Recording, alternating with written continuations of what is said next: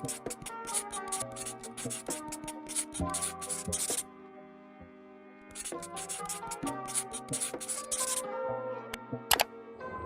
Founder, film yang dirilis pada akhir tahun 2016 lalu, menceritakan tentang kisah nyata bagaimana awal mula terbentuknya restoran McDonald's, serta meluasnya waralaba dari restoran tersebut.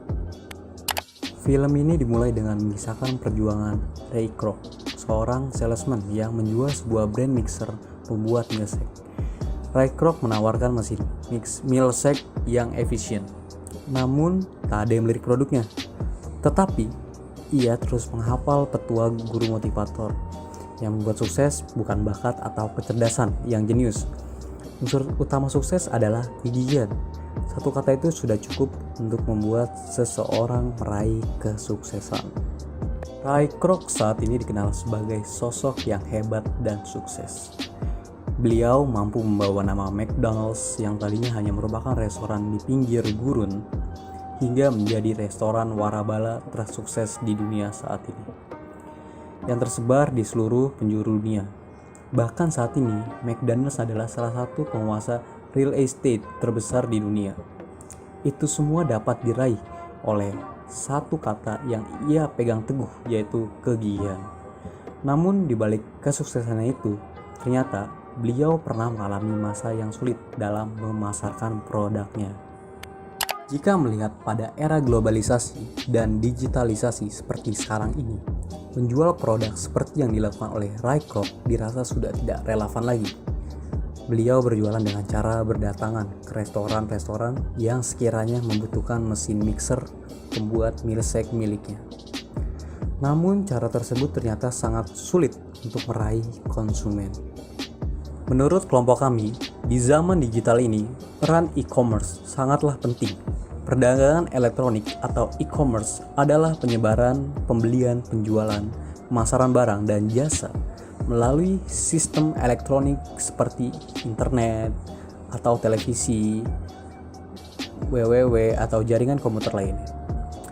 E-commerce pertama kali dikenalkan pada tahun 1994. Pada saat pertama kali banner elektronik dipakai untuk tujuan promosi dan periklanan di suatu halaman web atau website. Arus globalisasi yang saat ini membuat jarak antar negara bukanlah suatu problematika lagi. Penjual dan pembeli tidak perlu bertatap muka atau face to face untuk melakukan transaksi jual beli, melainkan hanya perlu memiliki koneksi internet yang akan mempertemukan mereka di dunia virtual. E-commerce lahir berdasarkan kontrak jual beli yang terjadi secara elektronik antara penjual dan pembeli. Hingga saat ini masih terjadi kekosongan hukum di Indonesia sebab belum mengakomodir tentang syarat-syarat sahnya suatu kontrak elektronik secara khusus. Namun, prinsip dasar keberlakuan suatu kontrak di Indonesia mengacu pada pasal 1320 KUH Perdata, sehingga hal tersebut diterapkan pula pada kontrak elektronik. Syarat sah perjanjian menurut pasal 1320 KUH Perdata antara lain: 1. Sepakat mereka yang mengikatkan dirinya. Keberadaan suatu unsur kesepakatan dalam e-commerce diukur melalui pembeli yang mengakses dan menyetujui penawaran melalui internet. Hal ini dapat diterjemahkan sebagai penerimaan untuk menyepakati sebuah hubungan hukum. E-commerce ini secara tertuang dalam kontrak bab dengan prinsip take it or leave it. Sebab seluruh penawaran beserta persyaratan pembelian suatu produk sudah tercantum dan pembeli dapat menyetujuinya atau tidak. 2. Kecakapan untuk membuat suatu perjanjian. Unsur kecakapan dalam e-commerce sulit untuk diukur, sebab setiap orang, tanpa dibatasi dengan umur tertentu, dapat menjalankan transaksi elektronik sesuai dengan Pasal 2 Undang-Undang Nomor 11 Tahun 2008 tentang Informasi dan Transaksi Elektronik atau Undang-Undang ITE. Oleh karena itu, jika tidak memenuhi syarat subjektif ini, Kontrak pada e-commerce dapat dibatalkan melalui seseorang yang mengajukan pembatalan di pengadilan. 3. Suatu hal tertentu. Suatu hal tertentu adalah barang-barang yang dapat diperdagangkan dan dapat ditentukan jenisnya. Produk yang ditawarkan secara online tertuang dalam bentuk gambar atau foto yang disertai dengan spesifikasi produk tersebut. 4. Suatu sebab yang halal. Maksud dari suatu sebab yang halal adalah tidak bertentangan dengan undang-undang kesusilaan dan kepentingan umum. Dalam e-commerce harus dipastikan bahwa transaksi jual beli dilakukan dengan prinsip itikat baik oleh penjual dan pembeli. Jika syarat objektif ini tidak terpenuhi, maka kontrak elektronik batal demi hukum. Kelebihan e-commerce. Tidak sedikit kelebihan yang bisa Anda dapatkan melalui e-commerce. Salah satu keuntungan utama dari e-commerce adalah kemampuannya untuk menjangkau pasar global tanpa harus menyiratkan investasi keuangan yang besar. Penjualan retail online di Amerika meningkat 15% sejak tahun 2013 dan diharapkan bisa mencapai 370 miliar US dollar pada akhir 2017. Bahkan beberapa e-commerce di Amerika sukses di pasar retail online dengan strategi pemasaran mereka. Pertama, produk dan layanan bervariasi.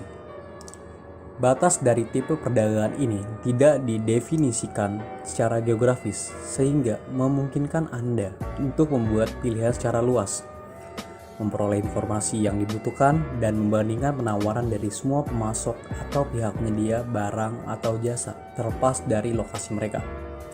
Kedua, mempersingkat rantai distribusi. Dengan memungkinkan jalannya interaksi dengan konsumen akhir, e-commerce memperpendek rantai distribusi produk atau bahkan justru menghilangkannya.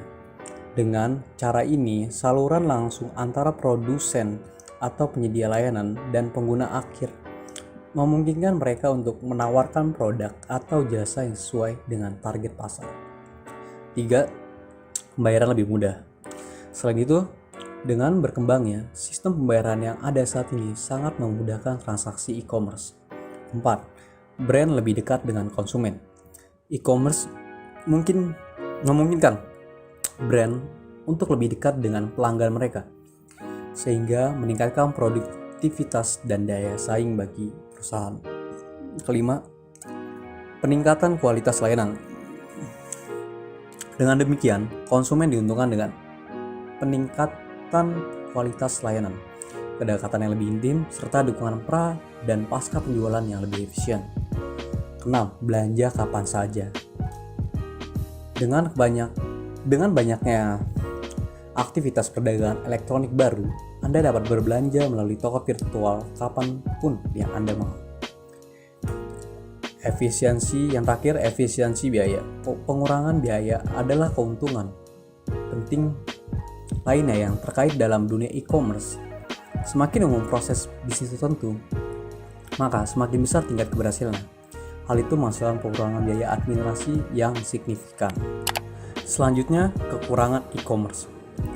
Beberapa kelemahan utama dari e-commerce adalah sebagai berikut. Pertama, ketergantungan yang sangat kuat pada teknologi, informasi, dan komunikasi. Kedua, kurangnya undang-undang yang memadai untuk mengatur kegiatan e-commerce, baik nasional maupun internasional. 3. Budaya pasar yang menolak perdagangan elektronik, atau pelanggan tidak bisa menyentuh atau mencoba produk. 4. Hilangnya privacy, cakupan wilayah, serta identitas dan perekonomian negara. 5. Rawannya melakukan transaksi bisnis online. 6. Warna dan kualitas produk yang dijual belum tentu sama antara foto yang ditampilkan di website dengan produk asli. Kembali lagi kepada ulasan film The Founder. Jika Ray Kroc hidup di era modern saat ini, tentu beliau akan jauh lebih mudah dan efisien dalam menjual serta mengiklankan produk mixer pembuat milkshake miliknya melalui e-commerce. Produk beliau akan lebih mudah untuk dilirik oleh orang lain sehingga mampu meraih banyak konsumen. Kesimpulannya, Ray Kroc merupakan orang yang ambisius serta memiliki semangat yang membara di dalam dirinya. Beliau adalah orang yang gigih dan pantang menyerah. Ray Kroc terus menawarkan produk mixernya kepada restoran-restoran meskipun seringkali mendapatkan penolakan. Cara konvensional tersebut tentu akan terasa sangat sulit dalam mendapatkan konsumen. Disinilah peran penting e-commerce yang dapat membantu setiap penjual dalam memasarkan produknya kepada pembeli. Dan pembeli pun dapat dengan mudah mencari barang yang dibutuhkannya. Sehingga konsep tersebut sangat menguntungkan kedua belah pihak. Menurut kami, e-commerce merupakan konsep revolusioner mengenai jual beli yang dilakukan melalui media elektronik.